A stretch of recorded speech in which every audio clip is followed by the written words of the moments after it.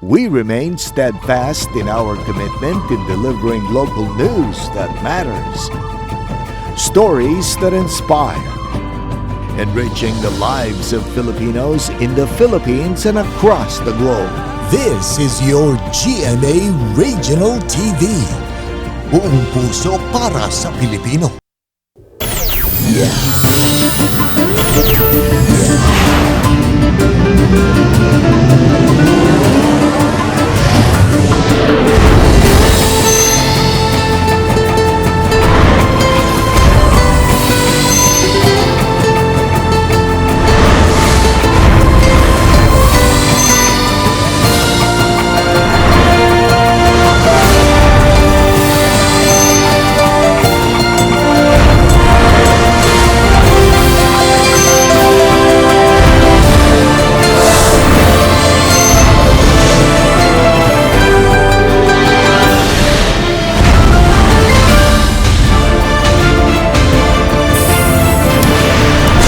Kini ang GMA Regional TV Balitang Bisdak.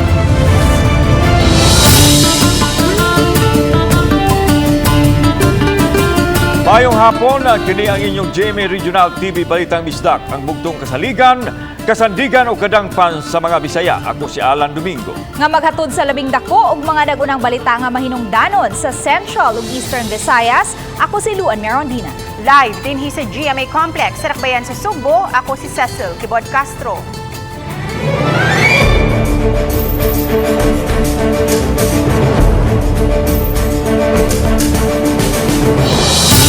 Final testing and sealing sa mga vote counting machines o VCM gipahigayon sa Sugbo karong adlaw. Mga foreign observers mitambong sa usa sa mga tunghaan nga gihimong voting center. Lalawigan sa Sugbo, hapsayra nga mipahigayon og testing sa mga VCM. Ani ang report. Usa ang Cebu Normal University nga gihimong voting center sa Dakbayan Sugbo diin gipahigayon ang final testing and sealing sa mga vote counting machines kun VCM. Gisalmutan kini sa mga watchers sa mga partido nga mausay nagsulay sa mock voting. Gisuwayan usab nako ang proseso sa pagbotar. Pumana nag-shade sa mga gipili nato kunuhay nga mga kandidato, so ato na ni siyang i-feed diri sa VCM, pero atong gisuwayan gituyo og overshade og overvotes. Tanaw nato kung sa resulta. So mana ni ma'am. Okay. So sa party list nga atong gi-overvote wala gi-count. Meaning usa lang gyud sa party list atong pilion. Hapsayra ang proseso gawas lang sa mga minor problem nga nasugutan sama sa pag-ungot sa papel nga gigamit nga vote receipt apan napangitaan dayon og solusyon. Ang FTS gitumong aron masuta kung unsa may mga kakulian sa dili pa ang Mayo 9 nga eleksyon. Naipresento na kulangan ang kanang digital signature kay duha ra man. Ang usa wala pa na-upload, so moray reklamo sa mga teachers. Samtang adunay mga foreign observers nga mitambong sa FTS ganinang buntag. Wa sila mohatag og pamahayag sa media sa ilang katuyuan sa pag-obserbar sa election process. Sa kasayuran nga nakuha kabahin sila sa European Union nga naglakip sa political analyst, human rights analyst ug media analyst. They're from Spain, election expert. One is media and one is legal officer from Spain. Samtang sa lalawigan Sugbo, hapsayra usab ang pagpahigayon sa final testing and sealing sa mga vote counting machines. I do hope that it will be a successful. No, wala lang tayong difficulties or technicalities nga ma-come up. Kauban si Clufer Lumayag ug Rod Prado, ako si Alan Domingo. Balitang Bisdak. Nagkagulyang ang pagpahigayon sa final testing and sealing sa mga vote counting machines tungod kay gipahigayon kini sa People's Hall sa Dakbayan sa Talisay. Ang report ni Femari Dumamo. Sukad sa pagsugod sa final testing and sealing sa mga VCM alas 8 sa buntag, taas na ang linya sa mga magtutudlo nga mopahigayon niini.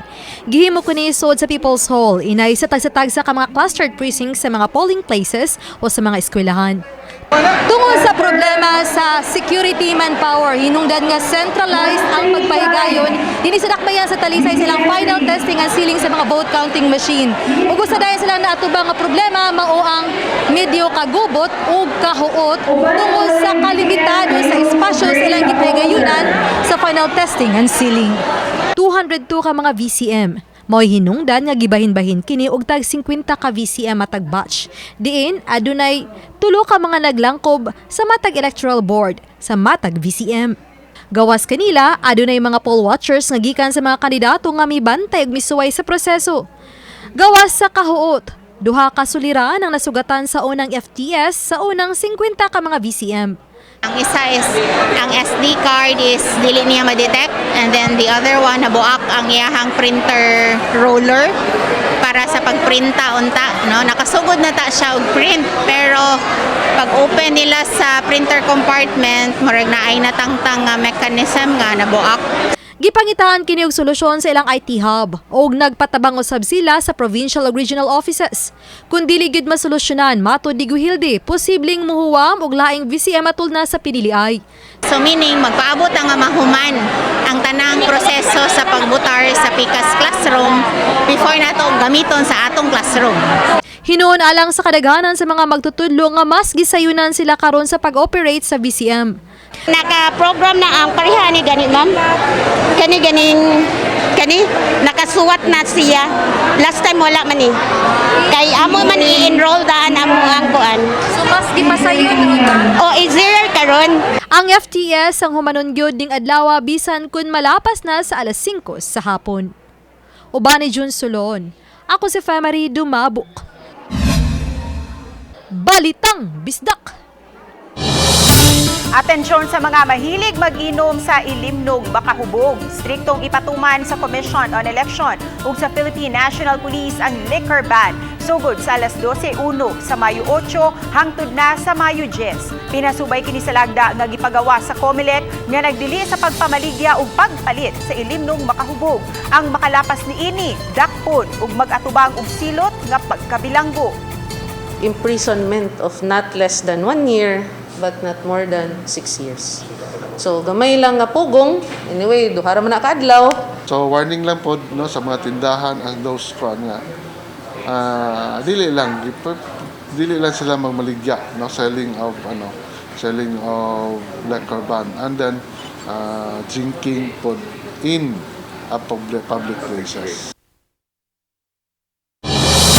Final testing and sealing sa mga vote counting machines nga alang sa mga gagmayng isla sa dakbayan sa Lapu-Lapu, dungan nga gipahigayon sa Lapu-Lapu City Hall. Aniya ang report.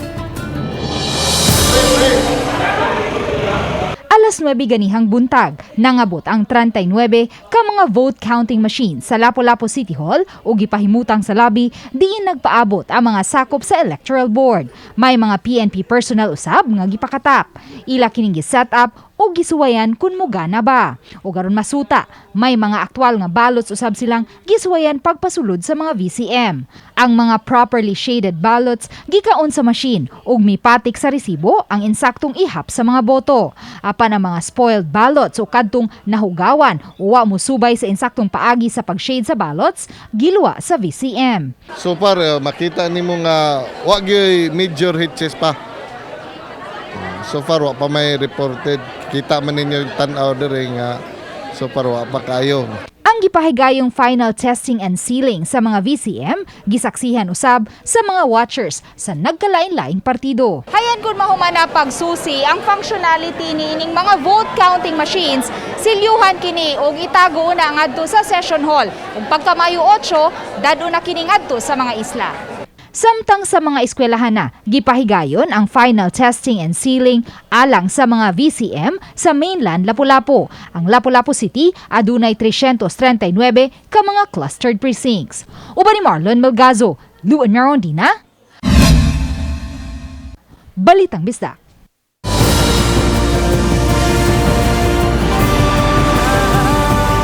Kini ang GMA Regional TV Balitang Bisdak.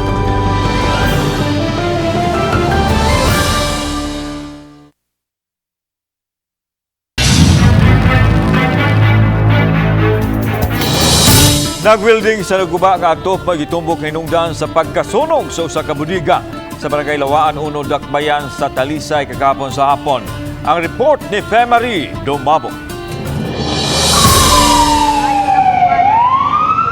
Daling gialarmahan sa kabumbiruhan sa dakbayan sa Talisay ang sunog nga miulbo sa usa ka bodega ug mga panapton, katre ug mga appliances sa likod sa usa ka mall. Nadawat sa Talisay City Fire Station ang alarma sa sunog alas 2:39 sa hapon. Hinuon na kontrolara usab dayon kini alas 2:42. Apan nakaugdaw gid kini. Mato ni FO3 General Shabok, fire investigator, nga nasuta nga ang mga nahog nga kayo gikan sa pag-welding ang hinungdan sa sunog. Nag-ingon gid siya nga samtang nag-welding siya. Siyempre na welding slugs. Then naikisami pero lalta na kay kisami daghan nakibangag ba.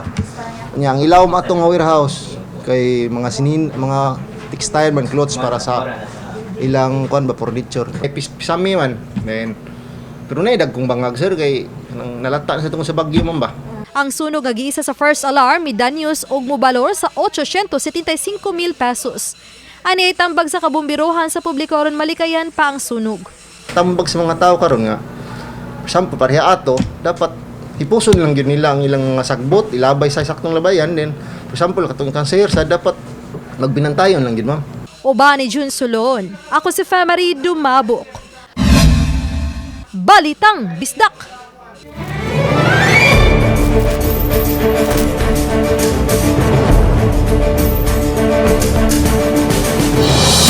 Commission on Elections mipahimangno sa mga supporters, botante ug mga kandidato nga magsulubog sapot nga nakaimprinta ang naong sa kandidato dili gayud tugutan nga makabutar. Matud ni Attorney Jerome Brillantes, Provincial Election Supervisor, nga maisip kini nga election offense kay usa kini kapag pangampanya. Samtang gipahinumdum sa COMELEC nga magsugod ang botasyon alas 6 sa buntag sa Mayo 9 hangtod na sa alas 7 sa gabi. First come, first serve ug walay priority number. Hinuon adunay priority lane ang mga taong adunay special needs sama sa mga PWD, mga tiguang ug mga mabdos. Inigsud sa eskwelahan, kuhaan og temperature ang mga botante isip pagtuman sa health protocols. Dayon adto na sa voting precinct, diin napulo lang kataw ang tugutan nga dungan makabutar sa usa ka classroom. Sa Mandaue City, hapsay ra ang final testing and sealing nga gihimo. Gihimo kini sa mga polling places kaganihang buntag kundi natigayon ra nga hapsay ang kalihukan. Sa usa ka presinto sa City Central School, lakip ang mga sakop sa media ang gipasuway nila og botar aron matestingan ang proseso.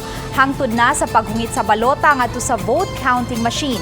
Ang makina gisiguro sa mga sakop sa electoral board nga mabutangan og electric fan aron dili kini makasugat og problema o mag-overheat. Sa mong eskwelahan, mga botante sa tulo ka mga barangay sa sentro, alang-alang sa barangay Cambaro ang mubutar.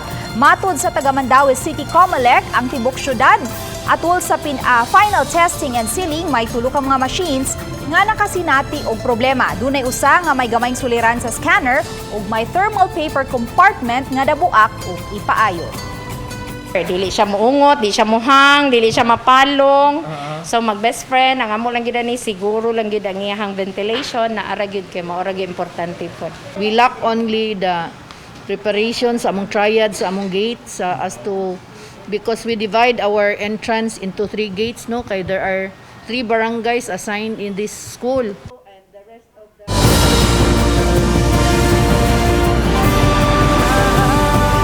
Kini ang GMA Regional TV Balitang Bisdak.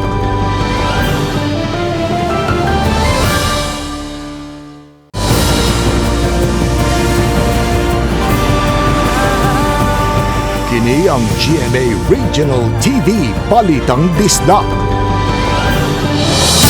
Aron kalikayan nga may mga muambak na usab sa First Mactan Mandaue Bridge, suicide barrier gitaod na. Gisugda na pagbutang sa tagkapin 300 meters nga interlink wire mesh ang isig kahabig sa main bridge diin sagad mo pwesto o mukatkat ang mga naglaraw nga muambak sa maong taytayan. Busag hingusgan sa Mactan Cebu Bridge Management Board nga mabutangan gayud kini og suicide barrier. Matod sa taga-Maintenance Division sa DPWH 7th Engineering District, ang pondo nga gigamit kabahin sa 68 million pesos nga budget sa DPWH sa pagpa-retrofit ug pag-repaint sa First Mactan Mandaue Bridge.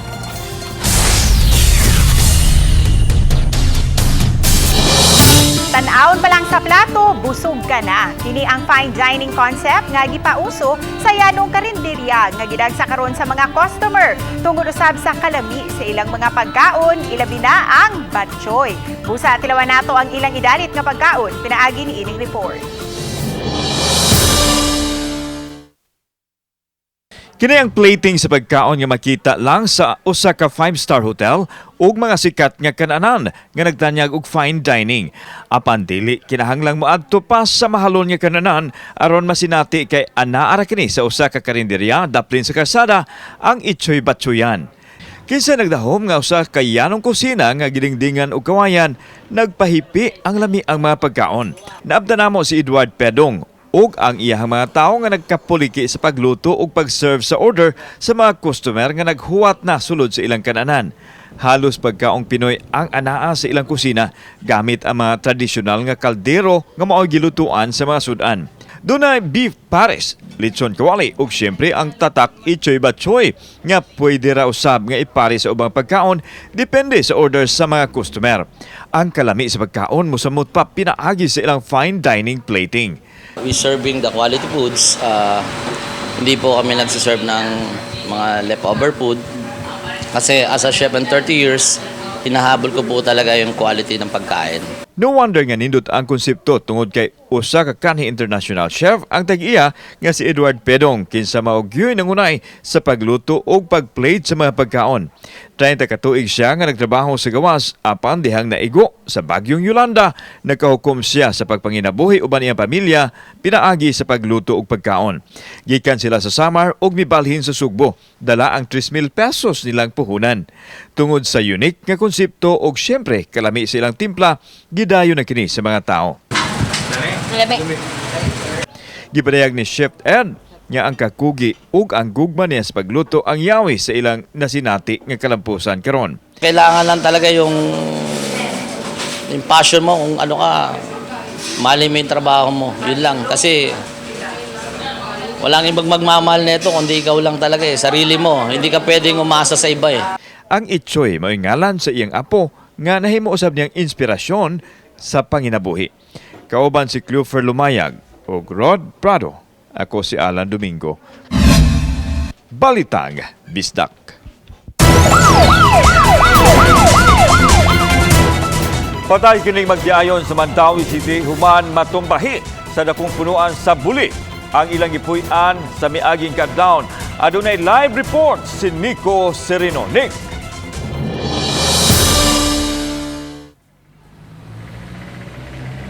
Yaslan wa damha nga musangput sa trahedya kining pagkahagsa sa dako ug karaang punuan sa Buli. Gahapon sa kadlawon gialarma ug girespondian sa mga otoridad ang insidente sa sudlunong bahin sa Barangay Basak. Natumba kining taas nga punuan sa Buli nga nahagsa sa usa ka panimay. Nangatulog ni adto higayuna ang magtiayon nga giilang sila si Benji Gidukos ug ang iyang asawa nga si Riselda. Taod-taod pa nakuha ang mga biktima gumikan sa kadako sa punuan nga natumba. Ongoing gid nato since nga atong inventory sa mga buli diri sa siyudad sa Mandawi. Sadly na unhan lang gid ato pagtumbal lang gid atong namatay nga pamilya. Aminado ang taga CDRRMO, kuyaw kun gabok na ang dakong punuan sa Buli sa mga komunidad kay posible kining mahagsa. Mudawat sila og tree cutting requests apan gikinahanglang musubay sa proseso. Miawhag sila sa katawhan nga mopahibaw aron ma-inspeksyon ang mga punuan sa ilang dapit ug mahimuan og aksyon. Sa di man nagud siya diretso putlon. O labi po ng tagas kay katong usa katong naputol katong natumba what reported is 40 feet.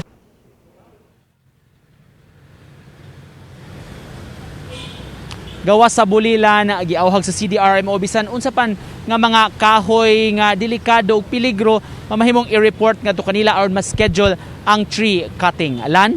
Daghang salamat Nico Serino.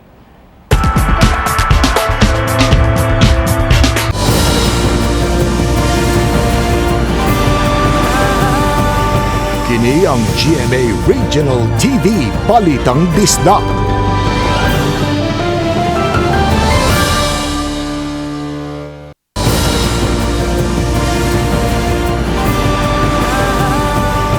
Kini ang GMA Regional TV Balitang Disdak.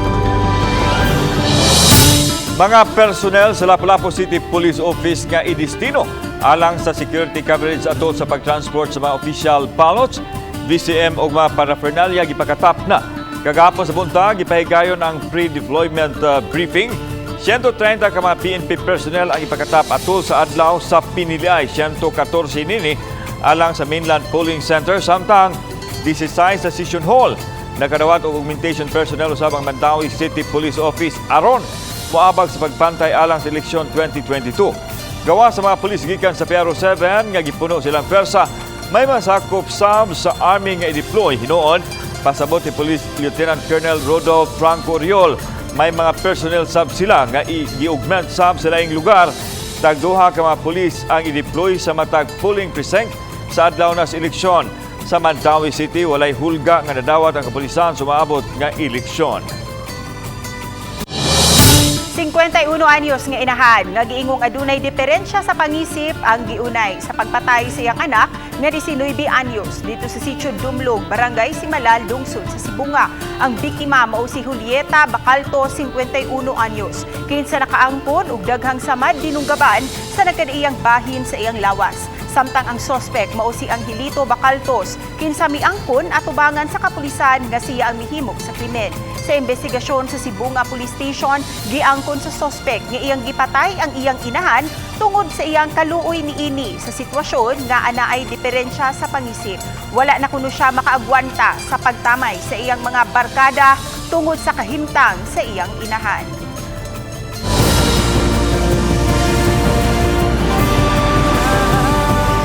Kini ang GMA Regional TV Balitang Disdak.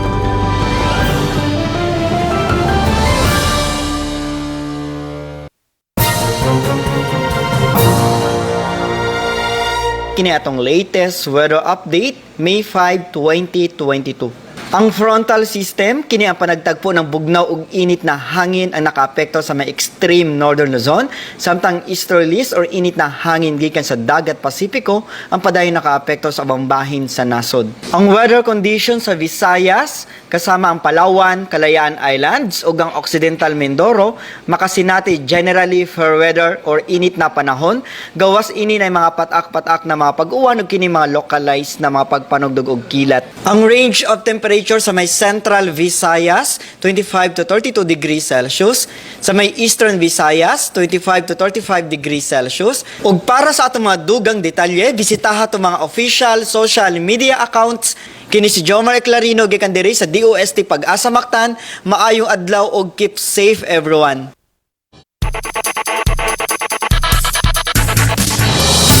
Nibalik sa Final Four ang University of Perpetual Help System Delta kung Manila gipildi ang College of St. Benilde sa score nga 76-64 sa ilang knockout game sa NCAA Season 97 play-in round kagahapon. 5 ka mga Altas player ang nakascore og double figures sa panguna ni John Abis nga nakatala og 14 puntos. Owahing nakasulod ang University of Perpetual Help System Delta sa Final Four ni adtong Season 94 sa NCAA. Magsangka ang Perpetual Altas ug Letran Knights ug ang Mapua Cardinals batok sa San Beda Red Lions sa Final Four. Gigunitan sa Letran ug sa Mapua ang twice-to-beat advantage sa ilang mga duwa. Daghang salamat sa mga kapuso nato, apil na ang ana sa gawa sa nasod nga nakisayod sa mga dagko ug mga nagunang balita sa riyon. Ako si Luan Merondina. Ugikan dinhi sa Central ug Eastern Visayas, ako si Cecil Kibod Castro. Ang inyong balita, ang among balita kay matag lokal nga balita mahilungdanon. Kini ang inyong GMA Regional TV Balita Misdak. Buong puso para sa Pilipino.